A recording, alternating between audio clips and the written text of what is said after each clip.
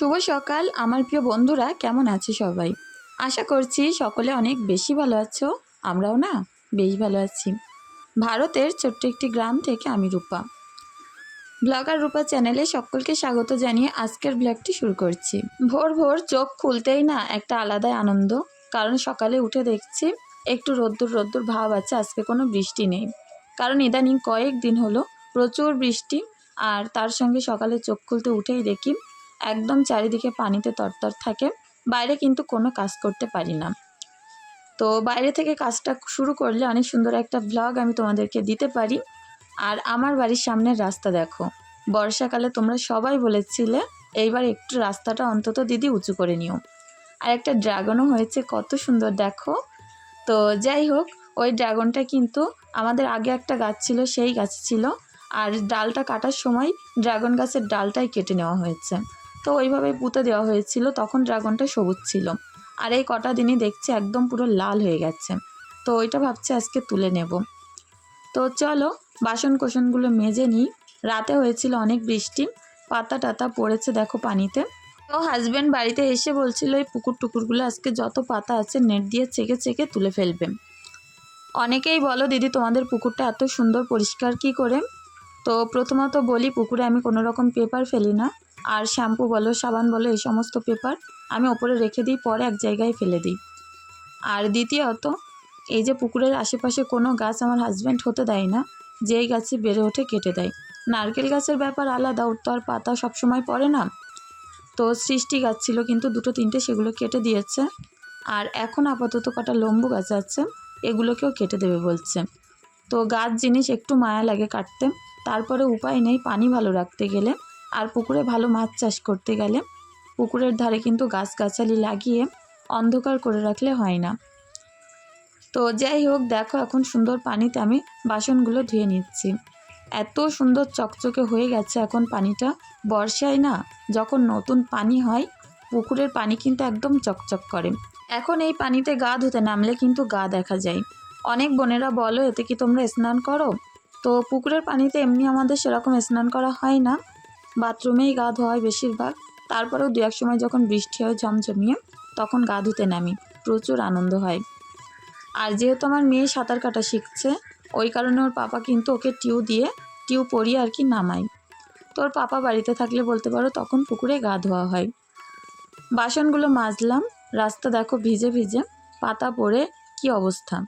তো এক বোন আমাকে বলেছ পুকুর পাড়ে ওটা কি তোমার মেহেন্দি গাছ? হ্যাঁ গো, অনেক বড় একটা মেহেন্দি গাছ আছে, আর তারই পাতা পড়ে এই অবস্থা। তো মেহেন্দি গাছটা ভাবছি মাথা থেকে কেটে দেবো, কারণ প্রচুর লম্বা হয়ে গেছে, কোনো পাতা পাড়তে পারি না। তো ওই যে দেখতে পাচ্ছ না দুটো ডাল মতো, তো ওইটাই কিন্তু মেহেন্দি গাছ। আর এদিকে আমি এখন ফার্মে চলে আসলাম, হাঁসেদেরকে ছেড়ে দিচ্ছি। এখানে আমার মুরগি থাকে, রাজহাঁস থাকে, আর এই ডোপটার মধ্যে থাকে পাতিহাঁস। পাতিহাঁসগুলোকে ভাবছি হাটে নিয়ে গিয়ে বিক্রি করে দেব। আমাদের এখানে চৌমাথা হাট হয়, ওই হাটে প্রচুর হাঁস মুরগি ছাগল গরু বিড়াল কুকুর সব কিছুই কিনতে পাওয়া যায়। তো খরগোশ থেকে শুরু করে আর কি সমস্ত রকম প্রাণী পাওয়া যায় কিনতে। ওখানে কিন্তু প্রচুর মানুষজন আসে, ভাবছি ওখানেই বিক্রি করে দিয়ে আসবো। যা দাম দেয় দেবে। হাঁসগুলো এখন তো ভালো আর ডিম পারে না। আর তা বাদেও কি জানো, তো আমার হাজব্যান্ডের নিয়ে কিছুদিন বাদে আমি যেহেতু ডাক্তার দেখাতে যাব, এই হাঁস মুরগি থাকলে কিন্তু আমার একটা আলাদা চিন্তা থাকবে বাড়িতে, বাড়ি থেকে বেরাতে পারবো না। যতই ননদ এসে তুলে তুলে দিয়ে যাক না কেন, ও কিন্তু এতগুলো হাঁস মুরগি ষষ্ঠেপ করে তুলতে পারবে না। কারণ যার জিনিস হাতে করে সে পোষে তার কাছে কিন্তু ভালোভাবে উঠে যায় ডোবে, আর অন্য কেউ থাকলে কিন্তু তখন উঠতে চায় না। তো আমার ননদ বলছিল চিন্তা করতে হবে না, তুমি যাও, কষ্টসৃষ্ট করে আমি এই কটা দিন দেখে নেব। তো আমি ভাবছি যে অতটাও বেশি সমস্যা রেখে না যাওয়াই ভালো, হাঁস মুরগিগুলোকে বিক্রি টিক্রি করে দিয়েই তারপরে বাড়ি থেকে বেরাবো। তো দেরি আছে এখনও, তার আগে আমাকে গুছিয়ে নিতে হবে একটু একটু করে সব কিছু। তার মধ্যে মেয়েদের পরীক্ষা আছে, পরীক্ষাগুলো হয়ে যাক, তারপরে দেখি যাওয়ার কোনো একটা বন্দোবস্ত করব। তো দেখো এখন সুন্দর করে সিমরানের ঘরটাকে গুছিয়ে নিচ্ছি, আর চলে যাব পাশের ঘরে। অনেক কাজ আছে আজকে জানো তো, মেয়ের স্কুলও আছে। আর যেহেতু আগের দিন লোকজন বাড়িতে চলে গেছে, একটু তো কাজ আছেই, বড় বড় হাঁড়ি করা ডেক হাবিজাবি এইসব জিনিসপত্র আছে, ওগুলো মাজতে হবে। আমার ননদ কিন্তু যাওয়ার সময় অনেকগুলো মেজে দিয়ে গেছিলো, তারপরেও এখনও অনেক হয়েছে, সেগুলোকে এখন মেজে নেব। তো তো চলো এখন সুন্দর করে এই যে শোকেজের সামনেটা আমি গুছিয়ে নিই। বাচ্চা কাচ্চা টেবিলে বসে পড়ে আর চায়ের মগ টক যা যেখানে পায় ওই সামনেটাই রেখে দেয়। তো পরের দিন সকালবেলা সেগুলোকে আমাকে সরিয়ে নিতে হয়। আর এখন এই যে ক্যাবিনেটটার মধ্যে জামাকাপড়গুলো সুন্দর করে গুছিয়ে রাখছি। আজকে ভাবছি কিছু জামাকাপড় অর্গানাইজ করব শোকেজের মধ্যে, কারণ অনেক উল্টোপাল্টা হয়ে আছে। বাচ্চা কাচ্চার জামাকাপড় তো ঠিকভাবে খুঁজেই পাওয়া যায় না। তো একে যদি নিচের দিকে কোনো একটা থাকায় রাখি, আমার মেয়ে সারাদিন বার করে করে পড়তে থাকে, আর ওপরে রাখলে কিন্তু অতটাও হাতে পাবে না। ওই কারণে কিছু জামা কাপড় ইশার সেগুলোকে এখন অর্গানাইজ করে রেখে দেব। তো চলো তার আগে এই যে বাড়ি পরা যে প্রত্যেক দিন রাফিউজ করে এই জামা কাপড়গুলোকে আগে ভাঁজ করে নিই আর যার যার জায়গা মতো গুছিয়ে রাখি। এই ক্যাবিনেটটাই যে আমার কী সুবিধা করেছে তোমাদের কি বলবো। কত জামা কাপড় যে এর মধ্যে আমি রাখতে পারি, তো তার কোনো ঠিক ঠিকানা নেই। তো হাজব্যান্ডকে বলছিলাম যে একটা আলনা কিনে দিতে। আলনা কিনলে হয়তো কিনতে পারবো, কিন্তু রাখার জায়গা নেই। আমি চাচ্ছি না এই ঘরটার কোনো রকম ভরিয়ে রাখতে। দেখো জামা কাপড়গুলো তো এইটুকুনি স্পেসের মধ্যে ধরে যাচ্ছে, হয়তো একটু কষ্ট করে রাখতে হয়, কিন্তু যদি আলনা কিনি তখন কিন্তু আমার এইটুকুনি জায়গায় হবে না। একটা ঘরে অনেকটা বড় জায়গা জুড়ে রাখতে হবে। এই শোকেসটা তো খারাপ হয়ে গেছে, এটাকে যদি আমি বিক্রি করে দিই তাহলে কিন্তু আমি কিছু টাকাও পাবো, আবার ওই জায়গাটাও খালি হয়ে যাবে, ওখানটা একটা আলনা আমি ভালোভাবে রাখতেই পারবো। তো হাজব্যান্ডকে বলছিলাম এইটা বিক্রি করে দাও, তাহলে আমি সেই টাকা দিয়ে আরেকটা ভালো শোকেস কিনতে পারবো, আলনা শোকেস আর কি। ওপরে জামা কাপড় ভাঁজ করে রাখবো আর নিচে টুকটাক ভালো জিনিসপত্র রাখতে পারবো। তো হাজব্যান্ড তো রাজিই হচ্ছে না, বলছে এত বড় শোকেস বার করাও সমস্যা, আর যেহেতু তলাটলা একদম ছাড়িয়ে গেছে ওই কারণে বলছে লোকজন না হলে আর এই বর্ষাকালে বাড়ি থেকে বাড়ি করতে পারবো না, বর্ষাটা যাক তারপরে ভেবে দেখছি। এখন এই ড্রয়ারটার ওপরে সুন্দর করে একটা কাপড় বিছিয়ে ব্যাগট্যাগগুলো সুন্দর করে গুছিয়ে রাখলাম। চলো ঈশার কিছু জামা কাপড় অর্গানাইজ করে রাখি। তো বাচ্চা কাচ্চার কিন্তু একটু জামা কাপড় বেশি না হলে হয় না, আর আমি আমার মেয়ের না সেরকম ঘিজিমিজি জামা কাপড় পরাই না, এরকম গেঞ্জি টাইপের জামা কাপড়ই পরাই। এগুলো কিন্তু প্রচুর ভালো, আর অনেক দিন করে হয়ে যায় এই গেঞ্জিগুলো তোলা পরালে, একটু দাম নেয় তারপরে জিনিসগুলো খুব ভালো হয়। তো এরকম ধরনের কটা গেঞ্জি কিনে রেখেছি যেগুলো যে কোনো ভালো জায়গায় যেতে গেলে পরাই। আর এমনি দেখা যায় বাজারঘাট হোক কিংবা শনিবারে করে স্কুলে যেহেতু অফ ড্রেস পরিয়ে নিয়ে যেতে হয়, ওই সকল দিনগুলো পাতলা পাতলা সাদা কালারের কি অন্যান্য কালারের কিছু গেঞ্জি কিনে রেখেছি, ওইগুলোই কিন্তু পরাই। তো সব সময় না হাতের কাছে পাওয়া যায় না, ড্রেসিং টেবিলের থাকাটাই রাখতাম। আমার মেয়ে সব সময় হুড়াই আর পরে পরে গায়ে দিয়ে দিয়ে দেখে, ওই কারণে ভাবছি ওপরের দিকে রাখি আর একটু অর্গানাইজ করে রাখি, তাহলে কোথায় কোনটা আছে আমি কিন্তু দেখতেও পারবো আর টাইমে আবার বারও করে নিতে পারবো। তো এখানে কয়েকটা জামা কাপড় আছে ওর, আর কিছু নতুন গেঞ্জি আমি আবার কাল রাতে কেচে ধুয়ে দিয়েছিলাম, সেগুলো কিন্তু শুকায়নি, বাইরে মেলা আছে। তো যতটুকুনি আছে ততগুলোই এখন অর্গানাইজ করি। তো এই একটা সাদা ফতুয়া আমি সেদিন কিনে দিয়েছিলাম, এত সুন্দর এর কাপড়টা। আর যাদের বাচ্চাদের আর কি বাইরে ঘাটে গরমে বার গরম, তো গাড়িতে কোনো এসি নেই কিংবা এমনিতেই কোলে টোলে করে বাইকে করে বার করা হয়, তাদের বাচ্চাদের এরকম একটা ফতুয়া তোমরা কিনতে পারো, প্রচুর ভালো হয়। 220 টাকা দাম নিয়েছিল, অনেক হালকা। ওটা আমি আমার মেয়ে শনিবারে করে স্কুলে পরিয়ে পাঠাই, এই গরমে প্রচুর সুবিধা হয়। আর এখানে ঈশার একটা শাড়িও আছে, তো এটাকেও ভাঁজ করে নিলাম। আর একটা লেহেঙ্গা আছে, এগুলো টুকটুক করে ভাঁজ করে নিচ্ছি। এখনও কিছু জামা কাপড় আছে সেগুলো একটু হিজিবিজি, যেগুলো পরানো হয় না, সেগুলো ড্রেসিং টেবিলের ওপরের ড্রয়ারে আছে, সেগুলো আর বার করলাম না। কি জানো তো, হ্যাঙ্গার আমার কাছে বেশি নেই, যদি বেশি হ্যাঙ্গার থাকতো সবগুলোই কিন্তু এরকম সুন্দর করে অর্গানাইজ করে রাখতে পারতাম। হ্যাঙ্গার না থাকার কারণে এরকম ভাঁজ করে আমাকে রাখতে হচ্ছে।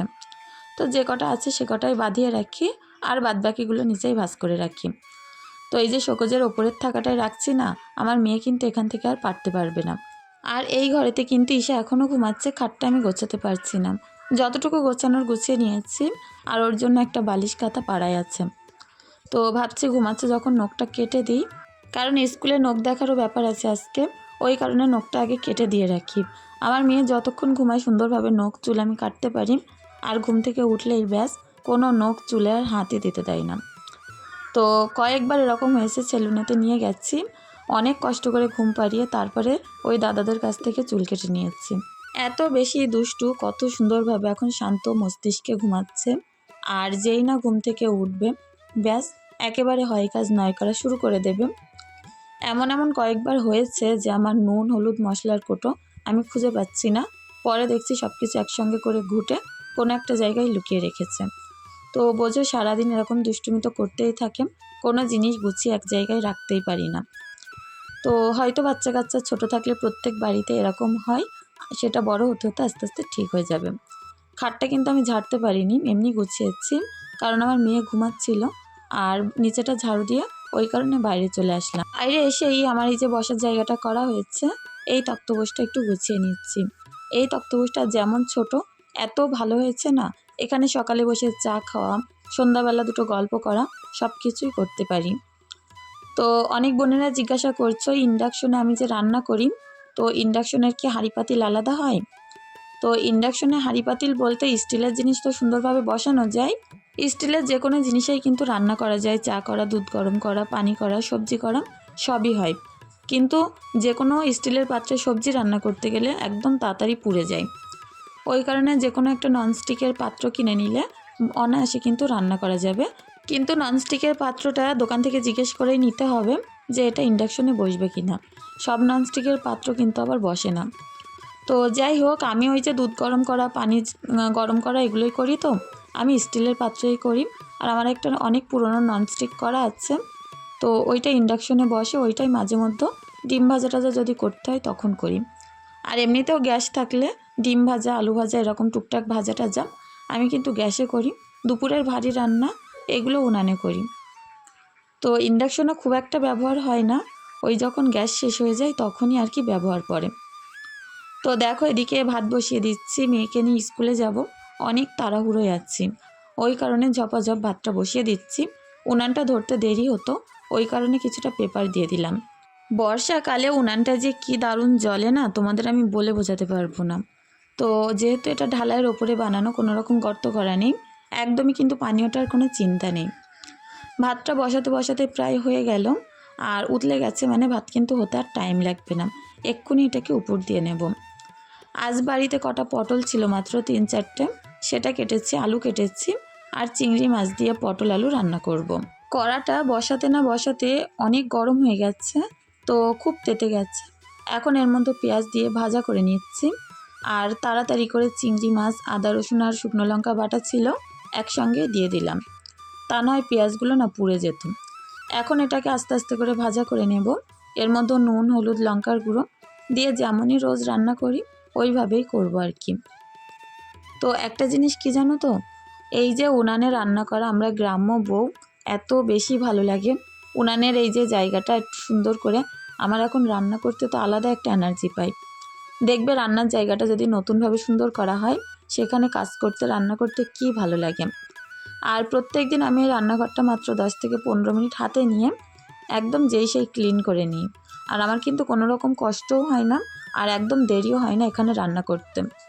গ্যাসে রান্না করতে গেলেও হয়তো কিছু লেট হয়, কিন্তু উনান যখন দাও দাও করে জ্বলে, তোমাদের কি বলবো, 40 থেকে 45 মিনিটের মধ্যে কিন্তু আমার দুরকম সবজি আর ভাত হয়েই যায়। আজ আমি ছিলাম প্রচুর তাড়াহুড়োয়, আর যেহেতু মেয়েকে নিয়ে স্কুলে যাব রান্না সেরে, ওই কারণে কিন্তু আমি এই যে কষানো পানিটা দিয়ে ঢাকা দিয়ে স্নান করতে চলে গেছিলাম।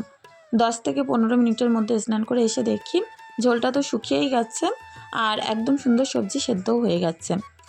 এখন এর মধ্যে একটু আলুর দমের মশলা আর একটু মিট মশলা দিয়ে কষিয়ে ঝোল দিয়ে নিলাম, আর সামান্য একটু গরম মশলার গুঁড়ো দিলাম। এটা দিয়ে নাড়িয়ে চাড়িয়ে, দেখো এদিকে আমার মেয়ের কিন্তু গুছিয়ে দেওয়া হয়ে গেছে, ওকে স্কুলে নিয়ে যাব। আর যেহেতু আজকে ওদের সাদা ড্রেস পরিয়ে স্কুলে নিয়ে যেতে হবে, তো একটা সাদা জামা প্যান্ট পরিয়ে দিয়েছি, আমিও গুছিয়ে নিয়েছি। এখন নেমেছে বৃষ্টি, তো এই বৃষ্টি মাথায় কিভাবে বার হবো বলো। মেয়ের তো রেনকোট আছে, অসুবিধা নেই, আমার তো রেনকোট নেই, ওইটাই হচ্ছে সমস্যা। তো ভেজা ভেজা রাস্তা, চলে গেছিলাম মেয়েকে নিয়ে ভিজতে ভিজতে স্কুলে। আর তারপরে দেখা হচ্ছে সেই তোমাদের সাথে 3টের সময়। অনলাইনে অর্ডার করেছিলাম খুব দামি একটা জিনিস, সেটাই চলে এসছে। তো সিমরান যেহেতু অনলাইনের ওই দাদাটা এই সামনে এসে দিয়ে যায়, আমার মেয়ে গিয়ে আনলো। তো দেখো এটা হচ্ছে আমার স্কুটির কভার, যখন পরাবো তোমরা দেখতে পাবে কত সুন্দর সেটিং হয়েছে। লাখ টাকার জিনিস যদি একটা সুন্দর জিনিস দিয়ে না ঢেকে রাখতে পারি, তাহলে কিভাবে হয় বলো। গাড়িটা নষ্ট হয়ে যাচ্ছে না ঢেকে রেখে, মেয়েকে স্কুলে নিয়ে যায় আর ওইভাবে রোদ্রে পড়ে থাকে, বৃষ্টিতে ভেজে। ওই কারণে কভারটা অর্ডার করেছিলাম, আর 154 টাকা দাম নিয়েছে। এদিকে আমার মেয়ে দেখো ড্রাগনটা তুলেই নিল, লাল টুকটুক করছে। তো ওইটাই দুজন মিলে কেটে এখন খেলো। রাতের জন্য বানাবো খিচুড়ি। রসুন, বুটের ডাল, তারপরে ছোলার ডাল, মুসুর ডাল, বুট আর আলু এরকম খোসা সমেত কেটে নিয়েছি। তলায় নিয়েছিলাম চাল। এগুলোকে এখন সুন্দর করে কষলে কষলে ধুয়ে নেব। তো এই বৃষ্টি মাথায় কিন্তু খিচুড়ি খেতে দারুণ লাগে, আর যদি হয় ঝাল ঝাল পাতলা পাতলা খিচুড়ি। দেখো এটাকে আমি এখন খুব সুন্দর করে কষলে কষলে ধুয়ে নেব। প্রত্যেক দিন রাতে রুটি সবজি তো বানাতেই হয়। আজ আর রুটি সবজি বানাবো না, শুধু খিচুড়িই বানাবো। আর রাতের রান্নাটা আমি ভিতরেই বেশিরভাগ করি, কিন্তু শখ করে কোনো দিন উনানেও করি। তো যাই হোক, দেখো অনেকবার করে আমি এই যে চাল, ডাল, আলু এগুলোকে ধুয়ে নিচ্ছি। আর আমি যেমনভাবে একসঙ্গে করে রান্না করি সেইভাবেই দেখাবো। আদা রসুন বাটা তো আমি দেবই, কিন্তু গোটা রসুন দিলে খিচুড়ির ভিতরে প্রচুর ভালো লাগে খেতে। এইরকম ছাড়িয়ে ছাড়িয়ে খোসা সমেত গোটা রসুন দিতে হবে। খিচুড়ির সাথে মেখে খেতে যে কী ভালো লাগে তোমাদের কি বলবো। কতগুলো শুকনো লঙ্কা নিলাম। খিচুড়ির ফোড়নে শুকনো লঙ্কা দিলে তো আলাদাই একটা ফ্লেভার আসে। ফ্রিজটা কিন্তু আমি রান্নাঘরের মধ্যেই রেখেছি, আর এর মধ্যে আদা রসুন বাটা ছিল, আমি সেটা নিলাম। আর কিছুটা কাঁচা লঙ্কা আর টমেটো নিলাম। তো এগুলোকে এখন পিস পিস করে কেটে নেব। তো চলো খুন্তি টুন্তি সব কিছু একদম একসঙ্গে করে জায়গায় করে নিয়ে রান্নাটা এবার বসিয়ে দিই। এখানে রান্নাঘরে কিন্তু স্পেস অনেক কম, আর এখানে ফ্রিজটা রাখার আমার খুব বড় একটা উপকার হয়েছে, কারণ সব কিছু হাতের কাছে পাওয়া যায়। আর ফ্রিজ ঘরের মধ্যে কিন্তু রাখলে অনেক বাজে লাগে, ওই কারণে ঘর থেকে বার করে দিয়েছি। হয়তো এখানে চলাফেরা করতে একটু সমস্যা হচ্ছে, তারপরে ওই মানিয়ে নিয়েছি। এখন শুকনো লঙ্কা পেঁয়াজ ফোড়নে দিয়ে এটাকে সুন্দর করে ভাজা করে নিচ্ছি। তারপরে দিচ্ছি আদা রসুন আর শুকনো লঙ্কা বাটা। আর আজকে কিন্তু আমি পুরো রান্নাটা প্রেশার কুকারেই করব। প্রেশার কুকারে খিচুড়ি তো অনেক ভালো হয়, আর আমি যে কোনো পায়েস টায়েস রান্না করি তাও প্রেশার কুকারে। আমার মনে হয় 5 মিনিট 10 মিনিটে রান্নাটা হয়ে যাবে। তারপরে ধুয়ে রাখা চাল, ডাল, আলু সব কিছু দিলাম। এখন ভালোভাবে কষিয়ে নিয়ে যখন এটা শুকনো শুকনো হয়ে যাবে, এর মধ্যে নুন, হলুদ, লঙ্কার গুঁড়ো, জিরের গুঁড়ো এগুলো দিয়ে কিন্তু আমি প্রেশারে কিছুটা পানি দিয়ে ঢাকা দিয়ে রাখবো। তো 2-4টে সিটি দিলেই হয়ে যাবে।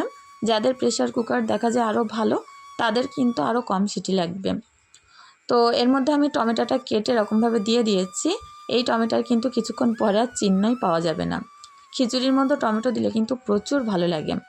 তো ওপর থেকে দিলাম মিট মশলা, জিরের গুঁড়ো, সবজি মশলা এগুলো দিয়ে এখন সুন্দরভাবে কষিয়ে নিয়ে এর মধ্যে ঝোল দিয়ে ঢাকা দিয়ে দেব। এখনও পর্যন্ত যে সকল বন্ধুরা আমার পাশে আছো, আমার ভিডিও দেখছো, তাদের কাছে একটাই অনুরোধ রইল, প্লিজ আমার ভিডিও দেখে কোনো অংশ তোমাদের যদি একটু হলেও ভালো লাগে অবশ্যই একটা লাইক কমেন্ট করে দিও।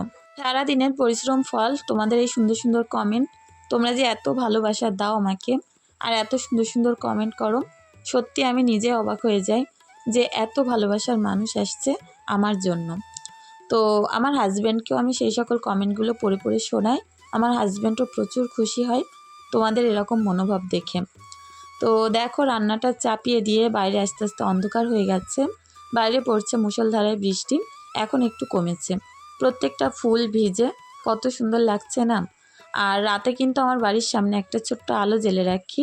রাস্তাটা দেখো কত সুন্দর লাগবে।